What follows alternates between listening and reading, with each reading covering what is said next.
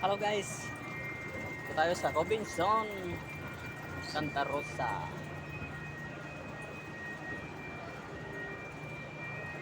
Galing po sa LTO. Pag-claim ng ID card, licensed drivers. Papel pa rin po. Hindi pa po tayo nagtagumpay. Ngayon, papel pa rin po ang ating lisensya.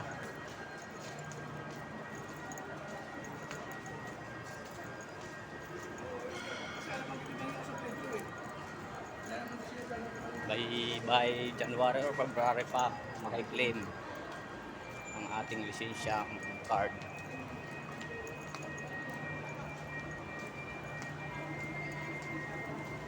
Medyo may katagalan mga kaibigan. July, anong pitsa na ngayon ang ating card. Tapos pag nahuli tayo, magrereklamo mga nakakahuli sa atin, bakit papel pa rin.